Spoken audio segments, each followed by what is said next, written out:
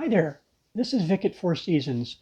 We're doing this in a little bit different format today because when people come to the nursery, oftentimes we ask them, what zone do you live in? And we're not talking about the twilight zone here. We're talking about what is a USDA zone, a hardiness zone. And we're not going to be talking about, sometimes you'll see that in the Western gardening book, you'll see the Western zones. We're not talking about those either. We want to talk about the USDA zones, the hardiness zones. I have right next to me a map which has lots of multicolors on it, which kind of tells you what zone we're in. So here in Colorado, we have people in a zone 3 to sometimes a zone 6. And what does that each zone mean? It basically means for trees, shrubs, and perennials, how low of a temperature will those plants be able to sustain? How low will that temperature go and they're still alive? In other words, if we have a plant that goes below zero, or the temperature goes below zero, and it's only hardy to 10 degrees, that plant may not make it. Okay, it may die. Doesn't mean it will die. It just means that those plants in general aren't hardy enough for that zone. So here in Cortez, where we are, we're a solid zone 5, a USDA zone 5. Now, one more thing that confuses people. Several years ago, USDA decided that they were going to, due to global warming, they were going to raise everybody's area about a half a zone throughout this area, a half a zone, raise it up. So they put us in a zone 6. I personally do not agree with that, and here's the reason why. A USDA zone 5 means that a plant will live down to 10 to 20 below zero. A USDA zone 6 means they will only live down to between 0 and 10 below. Our temperatures here in the last 2 years have gone as low as 16 below.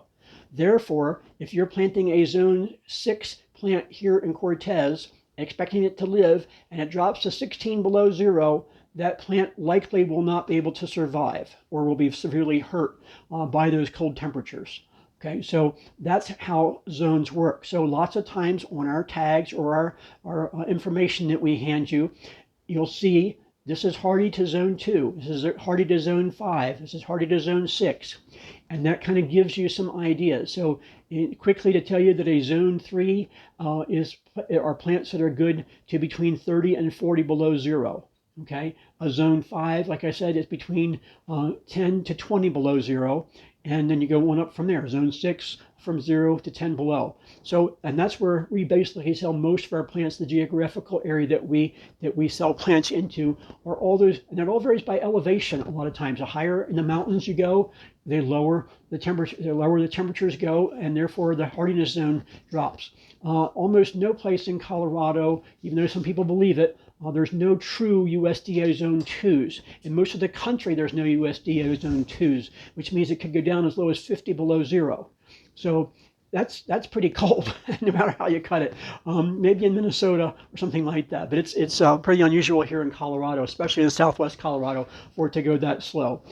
Now that being said about all the different zones, you can have micro zones in your area or around your house. If you have a south-facing area that's surrounded by nice warm rocks or bricks or stones, or it has a good southwestern exposure that the sun can beat in there, you can sometimes have a microzone in your zone 5. So there are times that you can grow zone 6 plants in a zone 5. So, and that's just what you have with microzones, microenvironments, and there's quite a few of those in this area.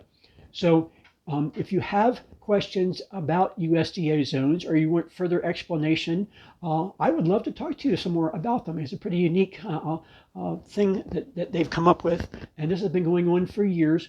But anyhow, if you'd like to talk further, let me know, and I'll be glad to help you any way I can. Thank you.